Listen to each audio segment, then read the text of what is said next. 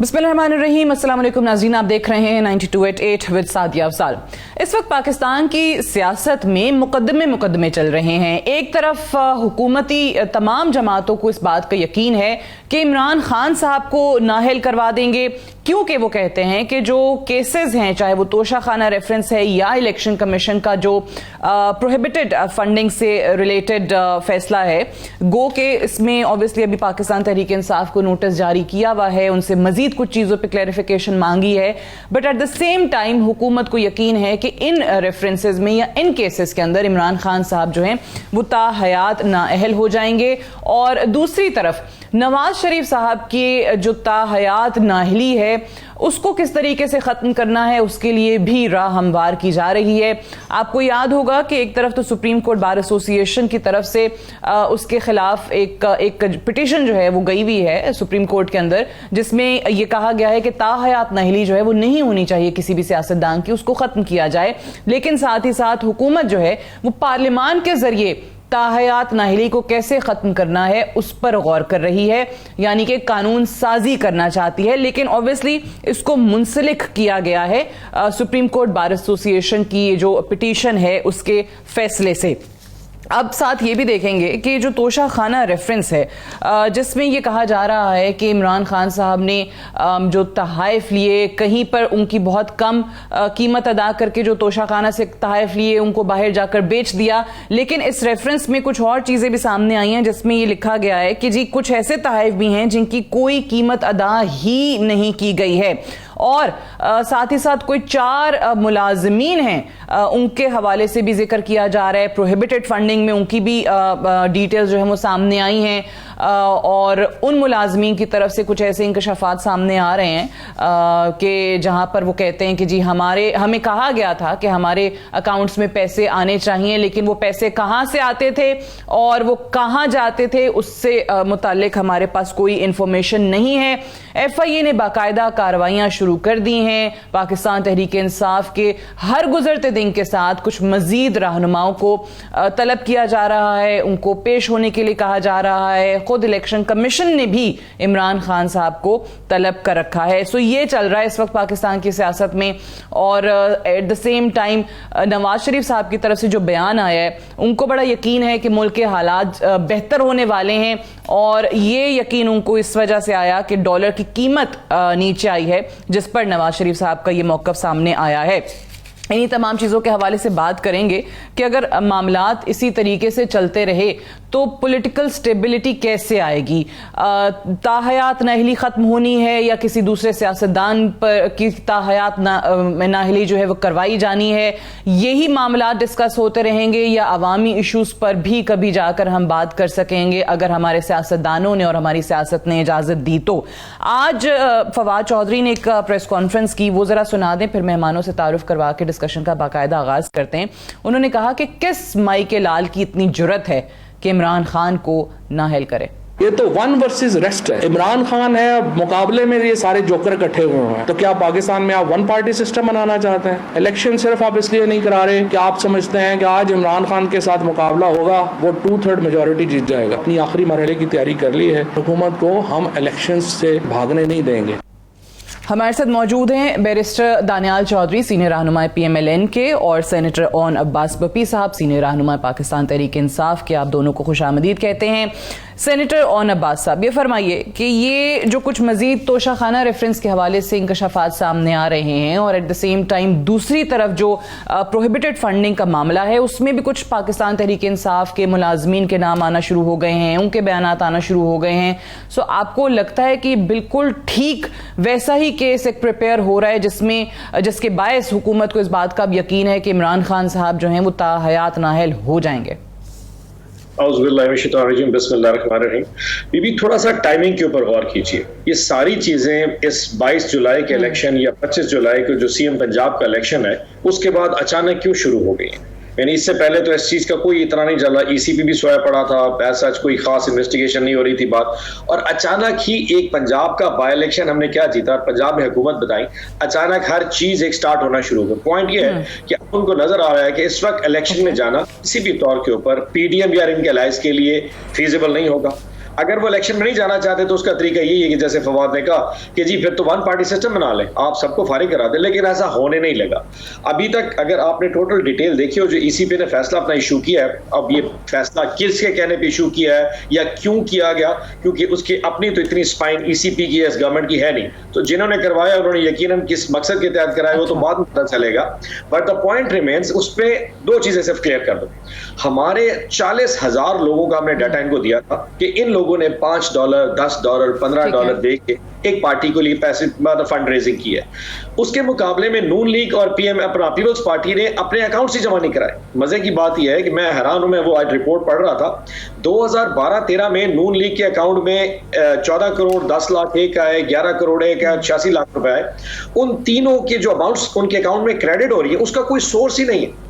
इसी तरह peoples party ने अपने जो एक्सपेंस शो किए हैं 2013 के इलेक्शन में वो 1.1 अरब रुपया, लेकिन सोर्स कोई नहीं दिखाया कि 1.1 अरब किधर से आया। सो ऐसी जगह पे जहां पे एक जमात 40,000 लोगों का डाटा दे रही हो और जहां पे बाकी दो जमातें अपने बैंक अकाउंट ही सेट करना करा रही हो, वहां आई डोंट थिंक सो कि कोई ऐसा फिजिबिलिटी। आप फजल रहमान साहब को उठा के देख लें, उसने तो ये कह दिया फजल रहमान ने कि हमारे तो पता ही कोई नहीं अकाउंट्स चलते किस तरह, हम तो गैबी इमदाद पे चलते हैं और सारी दुनिया जानती है कि वो लीबिया की इमदाद पे चले। सैफ इस्लाम ने पैसे दिए थे इनको, लेकिन कोई पूछने वाला नहीं है। सो द पॉइंट रिमेन्स, आप इस तरह की एक्टिविटी से यस आप एक माहौल तो क्रिएट कर सकते हैं, बट आप इस वजह से कम से कम ये नहीं हो सकता कि आप पाकिस्तान की फेडरेशन की एक जमात जो पूरे फेडरेशन को यूनाइट कर रही है उसको सिर्फ इसलिए बाहर कर रहे हैं कि वो आपके मुखालिफ है।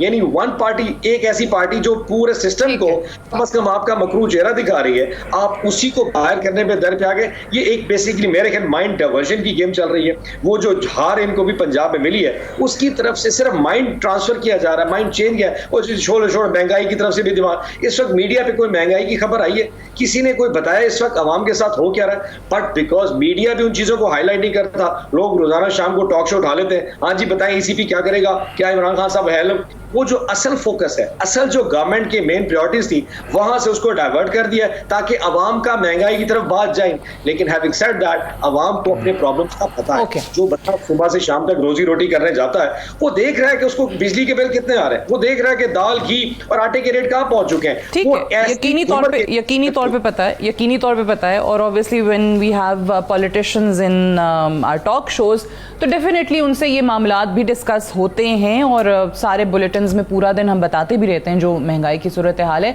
बट मूविंग ऑन, ये जो आपने शुरू में बात की थी इसी को आगे लेकर जाते हैं। बैरिस्टर दानियाल चौधरी साहब ये फरमाइए कि वो ये जो टाइमिंग को लेकर एक कंसर्न इस वक्त सामने आ रहा है कि जैसे ही ज़िमनी इंतखाब पंजाब में पाकिस्तान तहरीक इंसाफ जीतती है और उसके बाद ये पीटीआई ने केस अपना इस तरीके से बिल्ड किया है कि क्योंकि यकीन हो गया उनको कि वो पाकिस्तान तहरीक इंसाफ का मुकाबला इलेक्शंस में नहीं कर सकेंगे, इलेक्शंस कॉल नहीं करना चाहते हैं इसी वजह से, और इमरान खान को अगर नाअहल हमने नहीं किया तो फिर हमारे पास कोई वे आउट नहीं रह जाएगा पाकिस्तान की सियासत में।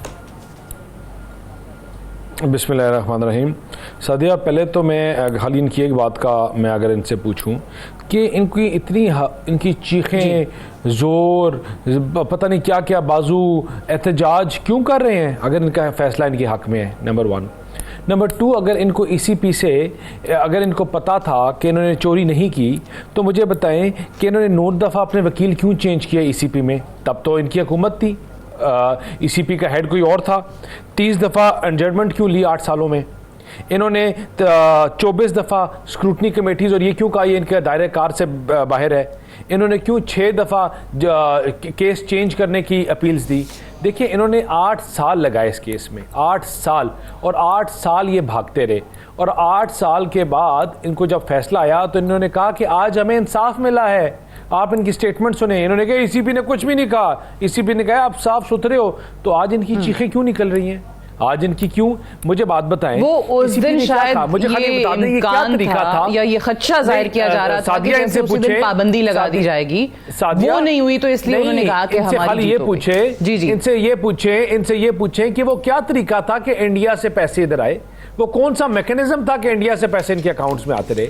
ये बात करते हैं ये ज़कात के पैसे, इनकी वो क्या नाम है, अपने पार्टी के लोग, इनके ऊपर मॉरल करप्शन, वो इनके ऊपर इल्ज़ामात, ये दूसरे लोगों के ज़कात के पैसे खाते रहे ये जमात।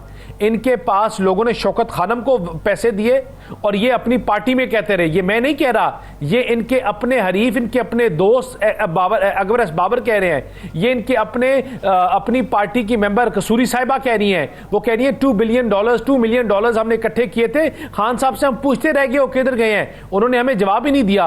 ये अपने आप को कंपैरिजन करते हैं। मुझे बताएं कि अगर इनका 300 कनाल के महल में ये रहते हैं और ये ज़कात के पैसों से अपनी पार्टी पे लगाते हैं, ये अपना कंपैरिजन करते हैं ईदी साहब के साथ, तो ईदी साहब की तरह रह के दिखाएं, उसके इदारे की तरह चलाएं।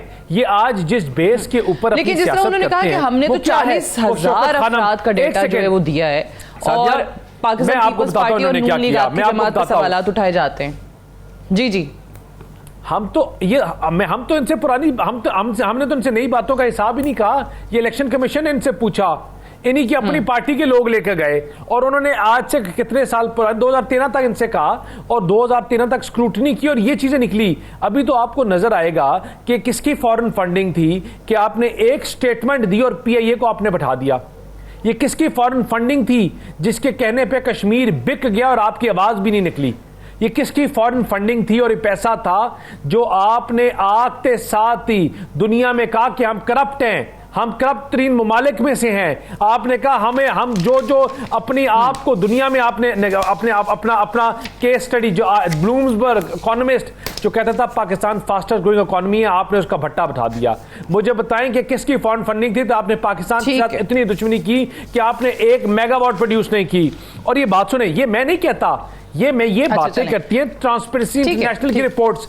3 दफा रिपोर्ट कह चुकी है कि इमरान खान की हुकूमत जो है नून लीग और पाकिस्तान पीपल्स पार्टी का वो जो कहते हैं कि जी इनका भी डिसीजन आना चाहिए, वो तो आप मानते हैं ना, वो तो आना चाहिए, सारी जमातों की चीजें सामने आनी चाहिए, जैसे पाकिस्तान इंसाफ का ये हमारी जमात को बाहर से कहां से फंडिंग आनी है? ईसीपी ने सादिया 100 दफा करें चल रहे, हमारा तो अभी केस जमा कराया है। हमें किसने बाहर से फंडिंग भेजनी है, ये हमें किससे बाहर से आनी है? रॉथस्चाइल्ड फैमिली मैं आई एम श्योर सेनेटर साहब वुड वांट टू रिस्पोंड, मैं जवाब भी ले लूं और साथ ही साथ ऑन बस एक और सवाल मेरा ले लीजिएगा। जैक गोल्डस्मिथ की कैंपेन ये करते हैं, मुसलमानों के खिलाफ दूसरे मुल्कों में जाके कैंपेन ये करते हैं, तो पैसे इनको आएंगे, इनकी चीखें निकली हुई है। आज अपने आप मुझे खाली एक बात बताएं, फाइनेंशियल टाइम्स की स्टेटमेंट को जाके क्यों नहीं कोर्ट में चैलेंज किया?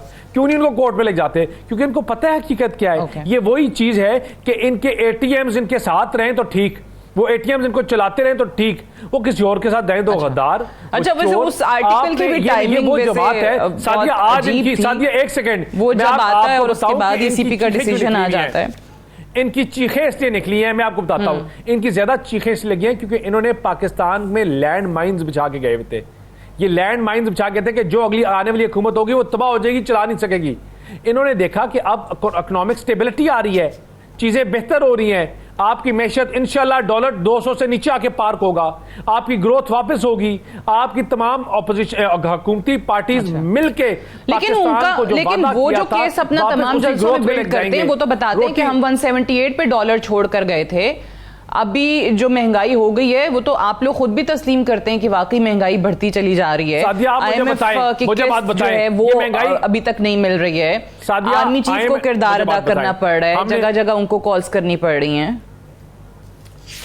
सादिया मुझे एक बात बताएं, ये मुल्क हमारा है ना, हम सब ने, हमारे पास बहुत इजी वे था टू वे आउट। हम इस कांटों की स्टेज में ना आते और कहते कि इंटरिम गवर्नमेंट आए, उठा के फेंकते और कहते हैं इंटरिम गवर्नमेंट आए और संभाले। ठीक है, चले ऑन अब्बास साहब, चले मुझे जवाब दीजिए। अगर इंटरिम गवर्नमेंट के हवाले कर दिया, एक मिनट, लैंड माइंस आप बिछा कर गए, इंटरिम गवर्नमेंट के एक सेकंड सिर्फ ये मुझे जवाब तो लेने दें, मैं आ जाता हूं दोबारा इस पे मजीद बात करेंगे। 30 सेकंड मैं उनसे सवाल करना चाहता हूं तोशाखाना रेफरेंस के अंदर जो चीजें खाली 30 सेकंड, जी 30 सेकंड जी फरमाइए कि अगर ये हम छोड़ के जाते तो कभी मैशत बेहतर ना होती, ये बद से बदतर होती। हमने इस लैंड माइन को बेहतर करने का अपने कंधों में बोझ इसलिए कि मुल्क हमारा है, ये पाक फौज का है, इन लोगों का है, इंशाल्लाह हम इसको बेहतर करके जाएंगे और आपको हर आने वाले दिन में बेहतरी नजर आएगी और ये एक्सपोज होते हुए नजर आएंगे कि आईएमएफ को किस तरह $3 बिलियन की खातिर ये मुल्क को बेच के आगे, $3 मिलियन की खातिर ये अपने तमाम मोटवे चीजों को गिरवी रखवा के आगे। सेनेटर साहब अब मुझे इजाजत दीजिएगा, मैं एक ब्रेक ले लूं, ब्रेक से वापस आकर फिर आपसे इस पर बात करती हूं। डिस्कशन को हम यहीं से कंटिन्यू रखेंगे right after this short break. Stay tuned.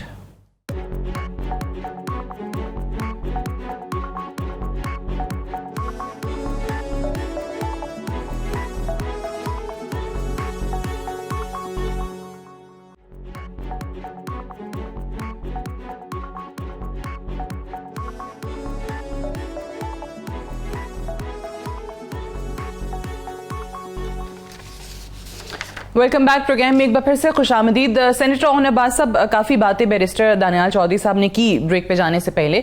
सबसे पहले तो ये बताइएगा कि ये जिस तरीके से आप लोगों ने भी कहा है कि जी किस माई के लाल की जरूरत है जो इमरान खान को नाअहल करे, लेकिन आपको भी नजर आ रहा है, आपको भी समझ में आ रही है कि जिस तरीके से चीजें चल रही हैं, जिस डायरेक्शन में चीजें जा रही हैं, उसमें डेफिनेटली कोशिश यही की जा रही है। तो आप इस चीज को किस तरीके से काउंटर करेंगे? आप लोग ऑब्वियसली सुप्रीम कोर्ट का, अदालतों का रास्ता तो खुला हुआ है, बट आपको लगता है कि पब्लिक प्रेशर या पब्लिक की तरफ से इतना रिएक्शन आप लोग एक्सपेक्ट करते हैं अगर खान साहब की नाअहली हो जाती है कि ये कुछ ना कुछ हुकूमत को फिर सोचना पड़ेगा कि ये किस तरफ जा रहा है मामला? इस सवाल के अगर जाविये को थोड़ा सा फ्रेम करने की कोशिश करता हूं। पहले तो बात ये कि जो मैंने आपको पहले वक्फ में बताया था कि प्रोहिबिटेड फंडिंग के हवाले से जो कंसर्न्स हमने रेज किए हैं वो किसी और पॉलिटिकल जमात ने उसका जवाब नहीं दिया। और मैं भाई साहब बैठे, मैंने उनके लिए भी शायद पॉइंट रेज किया था कि पीपल्स पार्टी और नून लीग ने जो इनके अकाउंट्स में पैसे हैं उसमें किसी एक मेंबर का, यानी कि उनके अकाउंट में किसी एक ने 5 रुपया जमा करवाया, उसका नाम देना तक मुनासिब नहीं समझा। और पाकिस्तान तहरीक इंसाफ 40,000 लोगों के नाम दे चुकी है जिन्होंने उसकी फंड रेजिंग की, नंबर 1। नंबर 2, मैं बार बार कहते रहे कि प्रोहिबिटेड फंडिंग रह गई है। जैसे कि उसामा बिन लादेन ने, आज भी ख्वाजा खालिद का जो बेटा है उसामा खालिद, इस्लामाबाद में रहता है और वो बार बार लोगों को कहता है कि मुझे टॉक शो पे ले आओ और मैं बताऊंगा कि उसामा बिन लादेन से कैसे मेरा वालिद पैसे लेके आया था, इस्लामाबाद के कौन से बंगले में हमने वो पैसे नवाज शरीफ को दिए थे, नवाज शरीफ ने उस पैसे को कैसे इस्तेमाल किया बेनजीर भुट्टो शहीद की गवर्नमेंट को उतारने के लिए। इसी तरह 2013 में जब सऊदी गवर्नमेंट ने अपने हेलीकॉप्टर और जहाज भेजे थे नवाज शरीफ की कैंपेन को चलाने के लिए, वो भी ऑन रिकॉर्ड है। मतलब सैफुल इस्लाम जो फजल रहमान को पैसे ले, वो भी ऑन रिकॉर्ड है। लेकिन खैर, इस पे बात को छोड़ देते हैं। अब मैं आ जाता हूं पब्लिक का प्रेशर। हमने 17 जुलाई का बाई इलेक्शन जीत लिया, 22 जुलाई का सीएम का पंजाब का इलेक्शन भी जीत लिया। अब उस फोर्स को, उस अवामी पजीराई को मैच करने का एक ही तरीका है कि जी इमरान खान साहब के खिलाफ आप ऐसी कोई चीज लेके आए कि आवाम का माइंडसेट उधर डाइवर्ट करके और उनको जी नाअहली की तरफ, नाअहली किस चीज की हो सकती, किस बात की हो सकती है? यानी कि वो पॉलिटिकल पार्टी जो अपना हिसाब किताब भी दे रही है, वो पॉलिटिकल पार्टी जो ऑडिटर से अपने अकाउंट्स को ऑडिट करवा के उसके ऊपर उसका चेयरमैन साइन करके जमा करा रहा है, आप उसके खिलाफ केस करने जा रहे हैं। इन्हीं की पॉलिटिकल पार्टी का जो खाकान अब्बासी है, उसने 5,38,000 रुपए एक इंडियन कंपनी से पैसे लिए एज ए कंसल्टेंट। तब वो पेट्रोलियम का काम करती है, ये पेट्रोलियम का मिनिस्टर था, लेकिन उसके ऊपर किसी को कोई एम्बैरेसमेंट नहीं। मेरा पॉइंट है, बट आप अचानक 22 जुलाई के बाद ऐसा, आप सही कह रहे हैं, लेकिन मुझे ये बताइए कि हमारे मुल्क में, हमारी सियासत में, आपने भी बहुत दफा देखी, नजरिया जरूरत के तहत बड़ी चीजें हो जाती है ना, डॉक्ट्रिन ऑफ नेसेसिटी जो है वो काम करना शुरू हो जाती है, वो चीजें उस डायरेक्शन में चल पड़ती हैं। सो अगर ये होता है, नाअहली होती है, तो क्या करेंगे आप? अच्छा बीबी, पहली तो इसका खैर चांस 1% भी नहीं है कि ऐसा हो सके। मतलब ये पाकिस्तान हमारा है और पाकिस्तान तहरीक इंसाफ वाहिद वो जमात है जो इस वक्त 70% पाकिस्तानियों के दिलों के ऊपर राज करती है। बाकी 30% तमाम जमातें पाकिस्तानी किसी ना किसी हवाले से उनसे कनेक्ट होंगे। तो आप ये समझते हैं कि एक पॉलिटिकल सिस्टम में से आप ऐसी जमात के और उसके लीडर को उठा के बाहर कर देंगे? ये किसी की ख्वाहिश तो हो सकती है, ये इनकी जो डोरियां हिला रहे हैं उनमें से शायद किसी की ख्वाहिश हो सकती है, लेकिन ये अवाम की ख्वाहिश नहीं हो सकती। Having said that, मैं आपकी बात को प्रेज्यूम कर लेता हूं कि जी आपने कहा जी ऐसा हो जाएगा। Do you really think Pakistan में चल सकती? Do you really think अवाम ऐसे बैठे रह जाएंगे? नहीं, मैंने नहीं कहा ऐसा हो जाएगा। मैंने सवाल किया कि अगर ऐसा हो जाता है तो मैं आपको यह बता सकता हूं कि अल्लाह ना करे ऐसा कभी हुआ तो आपकी सोच से बड़ा रिएक्शन पाकिस्तान में आ जाए। पाकिस्तान की इकोनॉमी इस वक्त और धक्के बर्दाश्त नहीं कर सकती। मैंने सवाल का आगाज भी यहीं से किया था, बिल्कुल, कि आप एक्सपेक्ट कर रहे हैं कि पब्लिक रिएक्शन बहुत ज्यादा होगा। I tell you very frankly, ना मैं इंस्टिगेट कर रहा हूं, ना मेरी ये ख्वाहिश हो सकती है, लेकिन जिस किस्म का रिएक्शन आपको अवाम की तरफ से आएगा बाय मैनी फोल्ड्स आपकी शायद एक्सपेक्टेशन से ज्यादा। आई डोंट थिंक सो कि पाकिस्तान की इस वक्त जितनी वल्नरेबल किस्म की मईशत है वो इस किस्म के धक्के, इस किस्म का सियासी सिविल अनरेस्ट शायद बर्दाश्त कर सके। सो ये ख्वाहिशात तो हो सकती हैं, ऐसा हो नहीं सकता। ये सिर्फ प्रेशर बिल्डिंग मेरे वाले से जो लग रहा है मुझे, सिर्फ टाइम गेन किया जा रहा है कि जनरल इलेक्शन से टाइम जितना निकाला जा सके, क्योंकि इस वक्त का जो जनरल इलेक्शन है वो तो सबको नजर आ रहा है कि नोश्ता दीवार है कि वो कोई भी जमात पाकिस्तान तहरीक इंसाफ का मुकाबला ठीक है, मैं इसका राइट दानियाल चौधरी साहब, ये तो पहले ये अवाम का रिएक्शन तो डेफिनेटली उनको यकीन है कि होगा। खुद खान साहब भी इसका जिक्र कर चुके हैं, पाकिस्तान तहरीक इंसाफ की भी सब रहनुमा इस चीज़ का जिक्र करते हैं कि हुकूमत संभाल नहीं सकेगी कि इतनी आवाम जो है वो सड़कों पर आ जाएगी अगर इमरान खान साहब की नाअहली की तरफ मामला जाते हैं। सो फिर क्या होगा? What next? पॉलिटिकल इंस्टेबिलिटी जो ऑलरेडी बढ़ी हुई है वो इसी तरीके से शिद्दत इख्तियार करती चली जाएगी। इकोनॉमिक स्टेबिलिटी आएगी नहीं जब तक पॉलिटिकल स्टेबिलिटी नहीं आएगी। तो फिर आप लोग कैसे चीजें रन करेंगे, कैसे हुकूमत रन करेंगे? तो क्या वाकई सिर्फ और सिर्फ इस इंस्टेबिलिटी को खत्म करने के लिए जनरल इलेक्शंस ही वाहिद रास्ता नहीं बचते? हालात ये है कि ये कंटेनर के ऊपर खड़े हुए उन्होंने कहा कि पूरा मुल्क बंद हो जाएगा, पूरे मुल्क में पता नहीं कितने लाखों करोड़ों लोग लेके आएंगे हम केपीके से, पंजाब से, इस्लामाबाद की खाली सड़कें की राह देखती थी। तो लोग चीख के पुकारते रहे इमरान खान साहब आप किधर है, वो सुनामी किधर है, वो किधर है सुनामी जिसने एहतजाज करना था। और ये डी चौक से करके जिनके पास 500 बंदा लिखा ये वापस भाग गए। इनके पास कौन, मुझे बताएं कि लोग इनके लिए क्यों निकलेंगे? मुझे बताएं, सिवाय नाच गाना, डांस और सिंगर के अलावा इनके पास है क्या? 4 साल में इन्होंने अवाम को क्या दिया? किस वादे जो यूथ की बात करते हैं इसको गुमराह कर रहे हैं, इस फॉरेन फंडिंग से पैसे लेकर यूथ को तबाह कर रहे हैं। मुझे बताएं कि उस यूथ के लिए इन्होंने 4 साल में क्या किया सिवाय गुमराह करने के, सिवाय झूठ बोलने के लिए इन्होंने क्या किया उस यूथ के लिए? इन्होंने पाकिस्तान की आवाम के लिए क्या किया? मुझे बताएं, इन्होंने पर्सनल इलेक्शन कमीशन के बाद एहतजाज कॉल दी थी और कहा था मिलियन सुनामी आएगी। वो किधर की सुनामी, वो किधर के लोग? इन्होंने 4 साल में ऐसा क्या किया कि आप कर लेंगे? सिवाय झूठ, सिवाय धोखा, इसके अलावा कुछ नहीं किया। इन्होंने शौकत खानम के ऊपर खाली सियासत की अपनी, और शौकत खानम से पैसे लगा के अपनी सियासत की और सियासत से पैसे लगे। पाकिस्तान की आवाम ये जान गई है, मीडिया इनके खिलाफ बोला तो मीडिया को उन्होंने बैन कर दिया। इदारों ने अपने आप को न्यूट्रल कहा तो इन्होंने इदारों को गद्दार और बुरा भला कहने शुरू कर दिया। इतना के शहीद हुए लोग, उनके भी इनके सोशल एक्टिविस्ट सोशल मीडिया के इदारों के खिलाफ गालियां और उनको बुरा भला कहने शुरू हो गए। मुझे बताएं कि ये बात करते हैं ला इलाहा इल्लल्लाह मोहम्मद रसूलुल्लाह की, बात करते हैं इस्लाम की। ये आपको मुनाफिक की सबसे बड़ी निशानी बताऊं कि तहरीक लब्बैक के बच्चे आए थे तहरीक खात्मे नबूवत के लिए, वो निकले थे बाहर रोडों पे, आपने उनको क्या हाल किया? उनके छाती आपने गोलियां मार के छन्नी कर दिया। और आप बात करते हैं इस्लाम की। आप लोग आपसे पूछते हैं कि आपने इस मुल्क के लिए किया क्या? आपने एक नौजवान नस्ल, अगर किसी को तबाह करना हो ना तो आप और कुछ भी ना करो, उसकी एक नौजवान नस्ल को गुमराह कर दो, उनको एक गलत रास्ते में लगा दो। चलिए, आपने गोलियां मारने का जिक्र किया तो मुझे इससे ये भी याद आ गया कि मॉडल टाउन भी हुआ था, और मॉडल टाउन के हवाले से भी पंजाब हुकूमत ने, दानियाल साहब, ये फैसला किया है कि अब उस चीज को, उस केस को जो है वो सही तरीके से आगे लेकर चलेंगे, और जो जो लोग नामजद हैं उनके खिलाफ कार्रवाइयां होंगी, और जिसमें आपके इंटीरियर मिनिस्टर राना सनाउल्लाह साहब भी आते हैं। सादिया, सही तरीका क्या होता है? 4 साल इन्होंने हुकूमत ने प्रोब नहीं किया, 4 साल में इन्होंने नहीं देखा, लोगों को इन्होंने उड़ाया नहीं, ब्यूरोक्रेट जिन्होंने किया था, जिन पुलिस वालों ने उनको सजाएं नहीं दी। आज जब इनका अपना दामन से इनसे सवाल पूछा जा रहा है तो ये ऐसी बातें कर रहे हैं। मुझे बताएं ना कि इनसे एक खाली ये बता दें कि इनके पास क्या ऐसी, क्यों इतनी चीखें मार रहे हैं, ऐसा क्यों इतना शोर डाल रहे हैं? हमने तो कुछ कहा ही नहीं। ये तो हम वो जमात ही नहीं है जो कहते हैं कि कल नैब ये ऑर्डर करेगी तो देखना कैसे लोग फारिग होंगे, FIA ये करेगी तो कैसे फारिग होंगे। हम तो कहने अदलिया, law will take its course. मियां नवाज शरीफ अब सादिक और अमीन नहीं रही, हटा दिए गए इसलिए, और तब इन्होंने नारे लगाए कि उन्होंने अपने बेटे की कंपनी से तनख्वाह नहीं ली, और आपने कहा कि तनख्वाह ले सकते थे।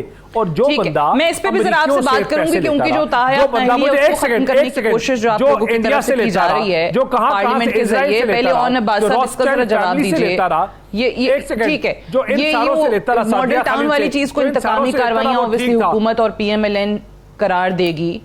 जी मुकम्मल कर लीजिए, मैं ऑन अब्बास साहब की तरफ जाऊं, जवाब ले लूं। जो इन सारों से पैसे लेता रहा वो ठीक है, ठीक है, और जो मियां नवाज शरीफ ने अपने बेटे की फर्म से नहीं लिया तो उसको आपने नाहल कर दिया कि ये पाकिस्तान के लोगों को गुमराह करते हैं। और झूठ के अलावा मैं आपको बताऊं, हिटलर की गवर्नमेंट में ऑन अब्बास साहब, ये जो तोशाखाना रेफरेंस है जिसके बहुत ज्यादा चर्चे हो रहे हैं, उसमें एक और चीज भी सामने आई है। वो कहते हैं कि जी कहीं तो कुछ पैसे दिए, बाहर गए वो तहफ़ लेकर और उनको बेच दिया, लेकिन कुछ ऐसे तहफ़ भी हैं जो रेफरेंस के अंदर लिखा हुआ है कि जिनकी कोई कीमत अदाई नहीं की और वो तोशाखाना से ले लिए गए।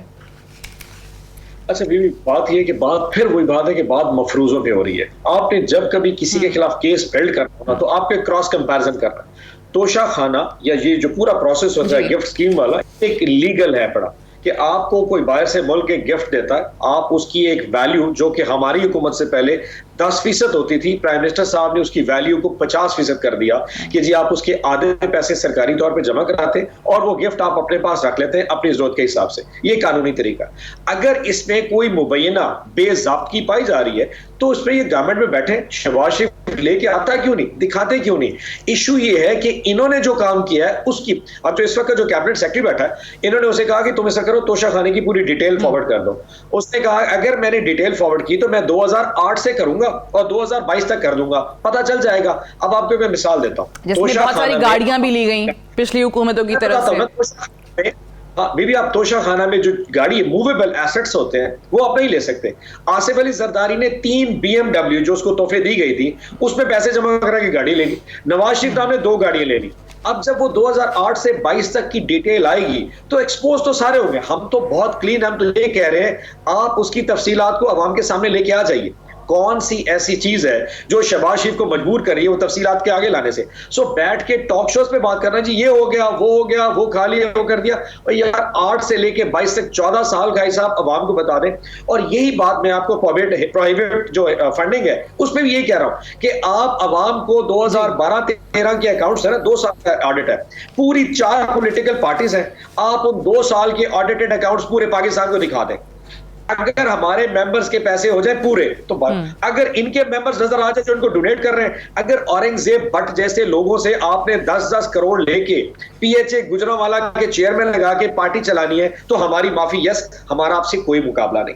और एक गरीब पाकिस्तानी जो सऊदी अरब दुबई में अपनी रोजी रोटी हलाल की करता है और वो $10 $20 दे के इमरान खान को कहता है कि जाओ नया पाकिस्तान बनाओ, मैं अपनी रोजी रोटी का हिस्सा तुम्हारे इसमें डाल देता हूं, इसमें इनको तकलीफ है क्योंकि तहरीक इंसाफ एक आम आदमी की पार्टी है। हम कोई बस तरह कोई एलिटिस्ट क्लास पार्टी नहीं है। हमें लोग से देते हो तो हम जलसे कराते हैं। ये तो टिकटें। अच्छा, इन 2 जमातों के खिलाफ ये जो फॉरेन फंडिंग का केस था, ये आप लोगों के उसके केस के बाद दायर हुआ था, तो आपको नहीं लगता कि आ जाएगा इलेक्शन कमीशन? ऑब्वियसली जिस तरीके से आप बयान कर रहे हैं बहुत सारी चीजें अगर नहीं है तो फिर इनके खिलाफ डिसीजन आएगा या नहीं आएगा, या ACP आपको लगता है प्रोटेक्ट करेगा इन्हें? इलेक्शन कमीशन जो है ना उसकी जो इंटेंशंस है मैलाफाइडी वो तो सारी दुनिया को है। चीफ इलेक्शन कमीशन जो कर रहा है, जो कि खुद पार्टी बन चुका है, इसमें तो दूसरी राय नहीं। 2021 में इस्लामाबाद हाई कोर्ट ने कहा था कि जनाब आप तहरीक इंसाफ के साथ साथ तमाम तीनों पॉलिटिकल पार्टीज का डिसीजन करके बता दें। वो अभी तक रोके बैठे, यानी कि रोकना एक अलग है, डिसीजन देना एक अलग है, उसको थॉरली इन्वेस्टिगेट भी नहीं कर रहा। सो उससे तो अच्छाई की तवक्को की नहीं जा सकती। हैविंग सेड दैट, अगर इनके पास कोई ग्रेस है, इनके पास कोई एथिक्स और मोरल्स है, ये खुद अपने ऑडिटेड अकाउंट्स अवाम के सामने पेश कर दें ताकि पता चल जाए कि तहरीक इंसाफ क्या कह रही है और पीपल्स पार्टी और नून लीग किस साइड पे खड़ी है। अगर आप ये एक्सपेक्ट करते हैं कि चीफ इलेक्शन कमिश्नर इस वक्त बैठ के इस तरह की जो इन्वेस्टिगेशन करेगा जो कि अवाम के सामने, हमें उससे बिल्कुल कोई अच्छाई की तवक्को नहीं है। He is a party to this whole investigation. और आप ये देखिए, आप एथिक्स और मोरल्स की बात कर रहे हैं, क्या आप कहते हैं कि जी वो खुद ये ले आए सामने, आपको ECP से तो ऑब्वियसली उम्मीद नहीं है, लेकिन ठीक। दानियाल चौधरी साहब, एक बात बताइए, आप खुद बैरिस्टर भी हैं, लॉ को भी समझते हैं, और ये ECP के मेंबरान के खिलाफ और चीफ इलेक्शन कमिश्नर के खिलाफ ऑब्वियसली जुडिशल काउंसिल में गए हुए हैं पाकिस्तान तहरीक इंसाफ वाले कि उनको रिमूव किया जाए, तो आपको लगता है, उम्मीद है कि इनको वहां से कोई रिलीफ मिल सकता है और इनका बहुत सॉलिड केस है? सादिया इतना अच्छा लेक्चर दे रहे थे माशाल्लाह, लेकिन इनको एक चीज़ बताना चाहता हूँ मैं, he is a bit late. ये लेक्चर देना इनको 8 साल पहले अपनी पार्टी के हेड को देना चाहिए था, जब वो इंडिया से फंडिंग ले रहे थे, जब वो इजराइल से फंडिंग ले रहे थे, जब वो नॉन स्टेट एक्टर से फंडिंग ले रहे थे पाकिस्तान की मैशत को तबाह करने के लिए, जब वो फंडिंग ले रहे थे उन 300 अकाउंट्स की कंपनी से जो बैरूनी मुल्कों की कंपनियां थी और जो इनको पैसे दे रहे थे। He is a bit late for that lecture. और अब सिर्फ इसका जब आगे इनकी अब चीखें क्यों निकल रही हैं, तो मुझे तो खाली ये बताएं कि इतना गुस्सा, शोर, जोर ज़बरदस्ती इनके लोग कह रहे हैं कि देखेंगे क्या होगा, हम मुल्क बंद हो जाएगा। क्या भाई, आपसे हमने कुछ कहा ही नहीं है, ये तो आपके अपने लोगों ने आपके ऊपर केस किया है, अभी तो हमारी कोई शुरू ही नहीं हुई। ये तो आपके लोगों ने जो आपके ऊपर केस बनाया, जो आपको पैसे देते रहे, जिन्होंने कहा हमारे पैसे थे, जिन्होंने कहा कि हमारे पास सबूत है, वो कसूरी साहिबा है, वो अकबर एस बाबर है, ये और है, ये इनके अपने जमात के लोग हैं, वो अलीम खान है या कोई और है जिन्होंने इनको फंड दिए, वो कहते हैं उन्होंने ये बातें बताई हैं। तोशाखाना तो आप लोगों की तरफ से शुरू हुआ। किसी जमात को कैसी कोई नहीं। और मुझे बात बताएं, तोशाखाना में मुझे बात बताएं, तोशाखाना इतने ही अच्छे हैं, इतने नेक नमाजी परहेजगार हैं, तो मुझे बताएं कि जो पैसे वसूल किए थे इन्होंने अपनी रिटर्न्स में क्यों नहीं सबमिट किए? इमरान खान तो खुद आधी बात मान गया इस फॉरेन फंडिंग के ऊपर। उन्होंने कहा कि हाँ मैंने सिग्नेचर्स किए थे उन अकाउंट से पैसे निकालने के लिए, आधा सच तो इधर हो गया, लेकिन वो मेरे अकाउंटेंट ने किए थे, मुझे पता नहीं था। जिस बंदे की ज़हनी हाल ये है तो आप उसको मुल्क के उसके हवाले कर सकते हैं, ये एटमी कुव्वत उसके हवाले कर सकते हैं जिसका ज़हनी हाल ये है कि मेरे से साइंस ले लिए, मुझे पता नहीं चला, और अब इनकी चीखें निकल रही हैं। मुझे बताएं कि ये अपनी पूरी सियासत जो है एक उसके ऊपर करते हैं, क्या नाम है, शौकत खानम के अस्पताल के ऊपर, आप उसके ऊपर जो फंड्स दिए गए उसके ऊपर भी इनकी अपनी जमात के लोग कहते हैं कि 25 करोड़ सबसे पहला नवाज शरीफ ने दिया था, सबसे पहले, और उसके अपने जमात के लोग कहते हैं कि उसके पैसे भी खाते रहे हैं और अपनी सियासत पे लगाते रहे हैं। तो देखिए आप इनके ऊपर किस चीज़ के ऊपर एतबार कर सकते हैं? मुझे बताएं कि इमरान खान की वो स्पीच भूल गई आप या मैं भूल गए और अवाम भूल गई है, जो कहा था गवर्नर हाउसेज में यूनिवर्सिटियां बनेगी, प्राइम मिनिस्टर हाउस को गिरा के उसके अंदर यूनिवर्सिटी बनेगी, पार्क्स बनेंगे, ये गाड़ियां बेच के और भैंसे और कट्टे बेच के हम मुल्क की मैशत बेहतर करेंगे, हम IMF को खैराबाद कहेंगे, हम उनसे टैक्स नहीं लेंगे। उन्होंने कहा था 300 इकोनॉमिस्ट हमारे पास खड़े हुए हैं जिन्होंने 8,000 अरब टैक्स जमा करना है। 4 साल गुजरने के बाद कोई भी सियासी जमात जो हुकूमत में आती है उसका जवाब जो है वो अगले इंतखाबात में अवाम लेते हैं। ये जितनी चीजें आप गिनवा रहे हैं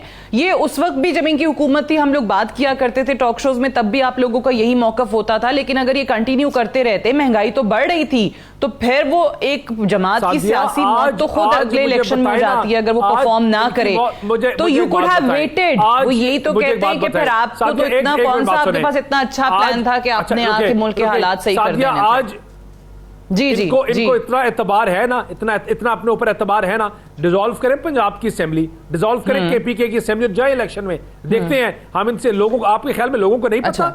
लोगों नहीं, वो तो उन्होंने ऐलान कर दिया है। अच्छा, ये सेनेटर अब्बास साहब, ये तो आप लोगों ने ऐलान किया है कि इसी तरीके से रहेगा, इमरान यही है, चीफ इलेक्शन कमिश्नर यही है, तो फिर फायदा नहीं है असेंबली डिसॉल्व करने का। एक सेकंड सादिया, एक सेकंड, आप दोनों ही, मैं आप दोनों की बातें सुन रही हूं, मैं पूरी कोशिश कर रही हूं इंटरप्ट ना करूं, लेकिन टाइम डिवाइड इक्वली कर दामन साफ है। खाली एक मिनट, कि अगर इनके इतने दामन साफ है तो चले कहें ओके ओपन जाएं इलेक्शंस में और लोगों के सामने जवाब दें कि लोगों को बताएं 4 साल में हमने क्या किया, 4 साल में इस मुल्क को किस तरह तबाह किया। आज इनकी चीखें इसलिए निकल रही है क्योंकि देख रहे हैं मैशत बेहतर हो रही है, आपका डॉलर सस्ता होगा, आपकी ग्रोथ बढ़ेगी, टैक्स कलेक्शन इंशाल्लाह बेहतर होगी, IMF आपको ये आखिरी पैकेज देगी और इंशाल्लाह एक बेहतर डील निगोशिएट करेंगे, हम सस्ता तेल लेंगे, हम टाइमली ऑयल लेंगे, टाइमली LNG प्रोक्योर करेंगे, बिजली के कारखानों को एक्टिव करेंगे और आपकी सनत को बेहतर करेंगे और आपकी सनत को वहीं बेहतर करेंगे जिस तरह बांग्लादेश की और आपके दूसरे ममालिक की ग्रोथ में थी, हम वहां लेके जाएंगे। चले, लेकिन ऑब्वियसली एक तरीके से नो कॉन्फिडेंस का इजहार भी होता है ना हुकूमत पे। अगर आर्मी चीफ को खुद बात करनी पड़ती है और खुद इस पूरे प्रोसेस को एक्सपेडाइट करने के लिए कहना पड़ता है, UAE भी वो बात कर रहे हैं, सऊदी अरेबिया में भी वो बात कर रहे हैं। पहले तो आपने जो बात की ऑन अब्बास साहब, वो कहते हैं क्यों नहीं डिसॉल्व करते जी KPK असेंबली और पंजाब असेंबली। अच्छा बीबी, भाई साहब बोल ज्यादा जाते हैं, मेरी रह जाती बात मैं मुकम्मल कर देता हूँ।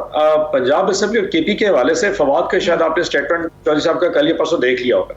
हम पॉलिटिकल तौर पे इनके तैयार हैं इनके साथ बात करने के लिए कि आप डिसॉल्व करने की तरफ बैठ जाए, हमें तो 1 मिनट, हम जो इलेक्शन की बात कर रहे हैं वो सिर्फ कौमी असेंबली की बात थोड़ी कर, वो तो ऑफ कोर्स पूरे पाकिस्तान में होगा और ये पाकिस्तान में ऐसा कोई प्रेसिडेंट मौजूद भी नहीं है कि नेशनल असेंबली के इलेक्शन पहले करा दिए जाए और पंजाब और KP और बाकी जो सूबाई असेंबली है, तो इसमें दूसरी राय नहीं। असल इशू क्या है और आप खुद बता सकती हैं कि अगर इस वक्त पॉपुलर वोट इमरान खान साहब के साथ खड़ा है तो कौन सी जमात इलेक्शन कराना चाहेगी? वो तो PTI, ये तो ऑफ कोर्स इलेक्शन में जाना नहीं चाहते। अगर आज भी ये जमातें बैठना चाहें तो हम केपी के और पंजाब दोनों तोड़ने के ऊपर तैयार है।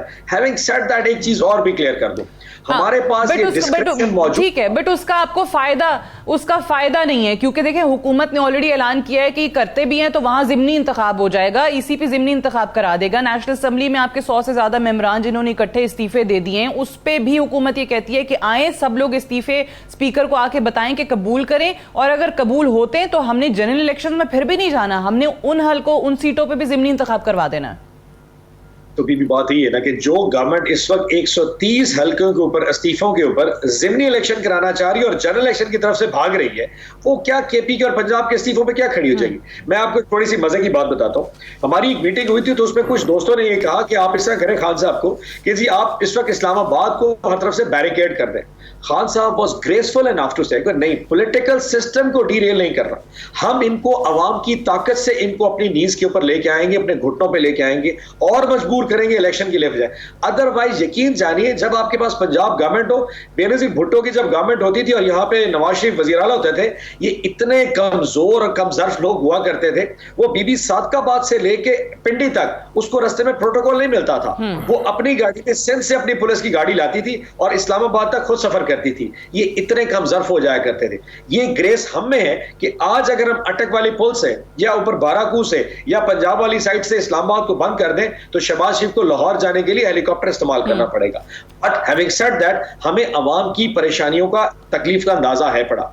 हम किसी सिविल अनरेस्ट की कोई मूवमेंट ऐसी नहीं चलाना चाहते जिससे अवाम की तकलीफ में इजाफा हो। मईशत आपकी ऑलरेडी इस वक्त डगमगा रही है, डॉलर की बातें भाई साहब ये करते जा रहे हैं, लेकिन पिछले 3 माह में जिस किस्म की महंगाई आई है वो कोई हमारी तरफ से नहीं थी। इनके इतनी अपनी पॉलिसी, जिस गवर्नमेंट के पास मैंडेट ना हो वो फैसले नहीं कर सकती। उसके साथ IMF क्या दुनिया की, वहां पे ऑटोमेटिकली आर्मी चीफ को इंटरवीन करना पड़ गया, क्योंकि ऑटोमेटिकली दुनिया शायद समझती है कि यहाँ पे ताकत का जो मेंबर है वो एस्टेब्लिशमेंट या फौज के पास, ये जिसकी ये जो ओपिनियन है वो भी इन लोगों ने बिल्ड की है, हत्ता कि ऐसा है कुछ नहीं। सो मेरा पॉइंट बहुत सिंपल है, हमारे पास ऑप्शंस लातादाद है, बट हम फिर चाहेंगे कि ये हमारे साथ बैठे। हम इस्तीफे देने को भी तैयार है, लेकिन नेशनल असेंबली के साथ सारी की सारी असेंबली खत्म हो, जल्द की तरफ आ जाए। आप कहते हैं कि हम बैठेंगे, लेकिन 1 पॉइंट एजेंडा सिर्फ और सिर्फ इलेक्शंस पे बात करते हैं, इलेक्शन में जाते हैं तो किस तरीके से इलेक्शन कराने हैं उस पे आप जो है वो हुकूमत के साथ बैठेंगे। मुझे एक ब्रेक लेने दीजिए, ब्रेक से वापस आएंगे, डिस्कशन को हम यहीं से आगे बढ़ाएंगे। Stay tuned.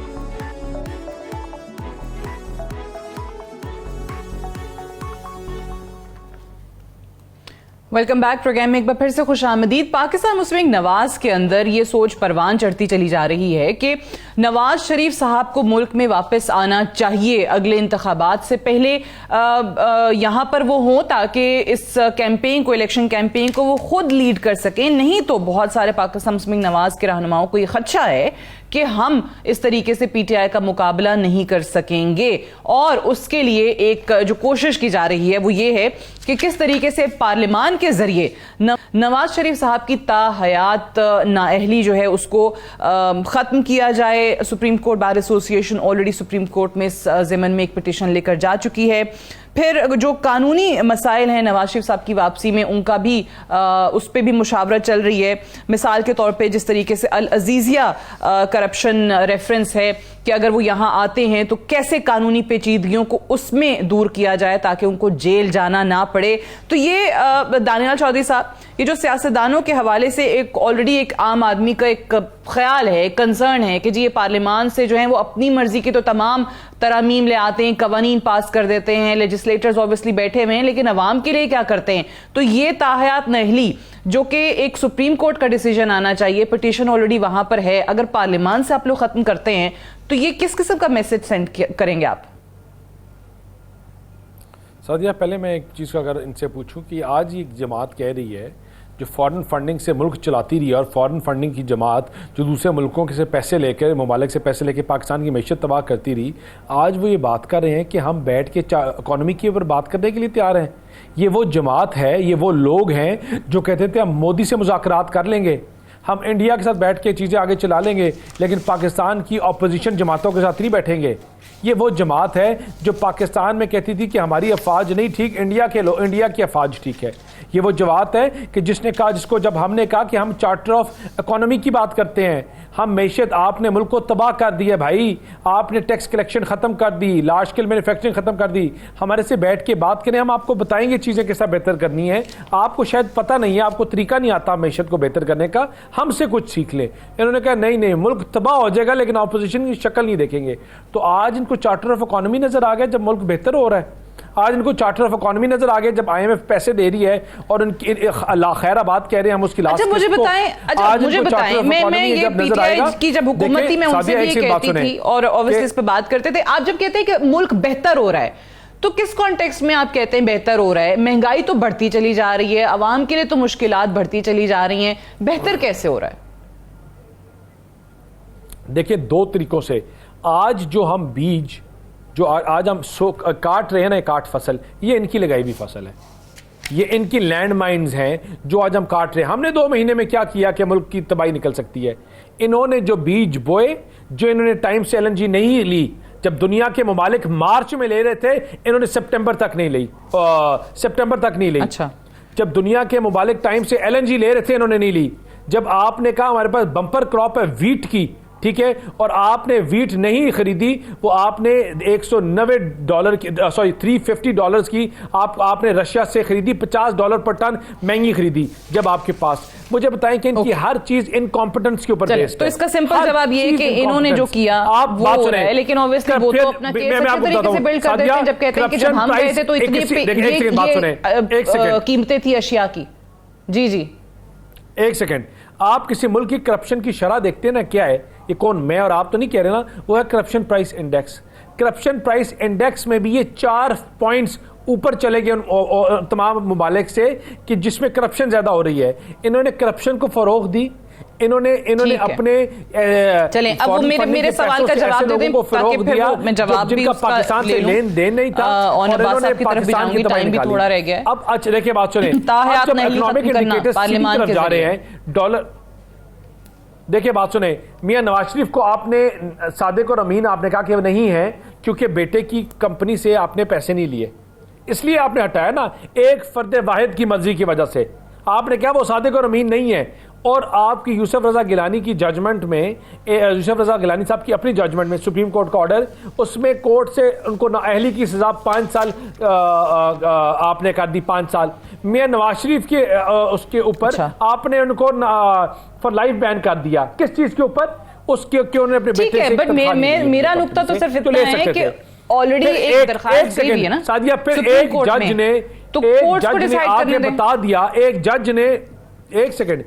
जज ने आके बता दिया कि मेरे ऊपर किस तरह प्रेशराइज किया गया था, किस तरह मेरे ऊपर ज़बो-कोद और दबाव था और मुझे ये फैसला देने की मजबूर किया गया जिसमें उनको सजा आई। उस पर JIT नहीं बनी, उसमें साकिब निसार साहब ने कोई एक्शन नहीं लिया, उसमें साकिब निसार साहब ने कोर्ट में नहीं गई, सुबह 5 बजे बैठ के बैठक लगाई। तो आपको बताएं कि आपने अगर ये आपने हल किया तो लॉ, उन्होंने कहा कि लॉ उस पर साइलेंट है। जब लॉ साइलेंट है तो हमने कहा लॉ बोल लेता है, वो इसलिए क्योंकि लॉ अगर साइलेंट होता तो यूसुफ रजा गिलानी साहब की 5 साल और जितने भी लोग ये पार्लियामेंट के जरिए जो है नवाज शरीफ की वापसी का बेहतर हो गया, जो है उनका बाहर करने की कोशिश हो रही है, एक फर्द वाहिद कानून साजी की जाए, ताहयात जो नानी है उसको कैसे खत्म किया जाए। और ये सिर्फ इसका इतलाक इन पे भी नहीं होगा, जहांगीर तरीन पे भी होगा अगर ऐसा हो जाता है। और अगर ये इमरान खान साहब की नाअहली होती है तो आपको लगता है कि फिर उसमें भी फायदा होगा, इनको करने देना चाहिए पार्लियामेंट के जरिए जो कर रहे हैं?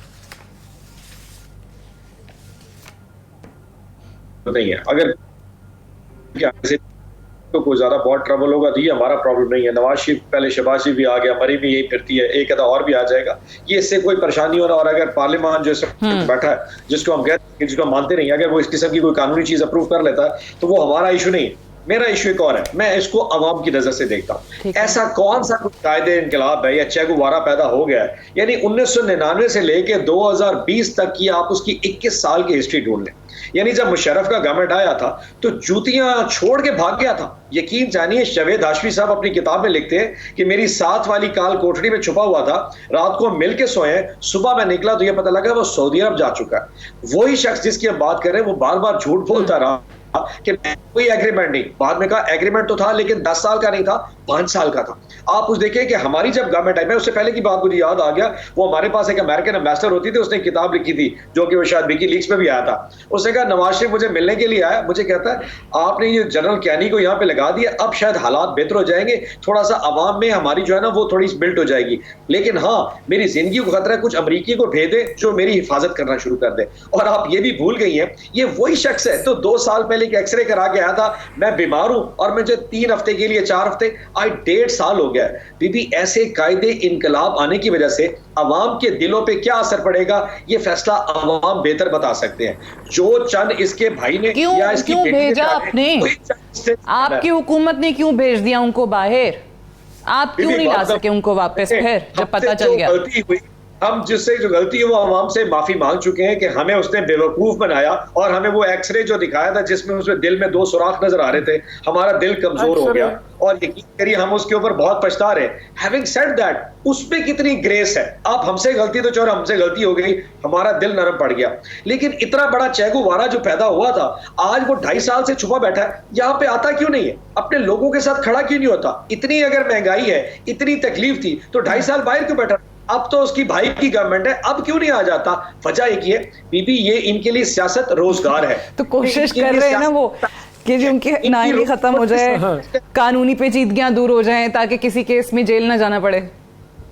और बीबी बात है कि जेल कौन जाता है? वैसे आपस की बात है, अगर तुम इतने इनकलाब वाले हो ना तो जाओ जेल में रह के, डरते किस चीज से हो? जाओ अवाम की ताकत से वापस आओ।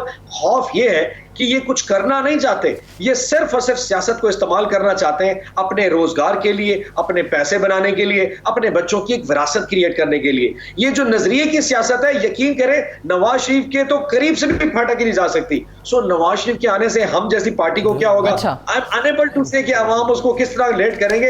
एंड वेरी फ्रैंकली मेरी नजर में तो अवाम ने उसको उसी वक्त रिजेक्ट कर दिया था जब वो दौड़ के यहां से निकल गया था। सो ऐसे लीडरों की किसी की भी आने से कोई फर्क नहीं पड़ेगा पाकिस्तान की सियासत पर। ठीक है, अगर वो कैंपेन करते भी हैं, नाअहली खत्म भी हो जाती है, तो भी आप कहते हैं कि पाकिस्तान की आवाम जो है वो उनको रिजेक्ट कर देगी अगले इंतखाब में। जवाब दे दीजिए दानियाल चौधरी साहब। जी जी देखिए जी, इनका दोहरा मयार ये है कि एक तरफ ये गालियां देते हैं दूसरे मुल्कों को, अमेरिका को गालियां देते रहे पूरी जिंदगी पिछले 6 महीने से, और अमेरिका से केपीके में पैसे ले रहे हैं, उन्हीं के एम्बेसडर को कह के नारे लगा रहे हैं कि पाकिस्तान केपीके और अमेरिका की दोस्ती जो है वो बहुत आगे चलेगी। ये गालियां देते रहे पहले अपोजिशन को, अब अपोजिशन की घुटनों में बैठ गए हैं। ये गालियां देते रहे पहले आप क्या नाम है अपनी इन जमातों को कहते थे कि हमसे हाथ भी नहीं मिलाएंगे, तो आज कहते हैं हम चार्टर ऑफ डेमोक्रेसी।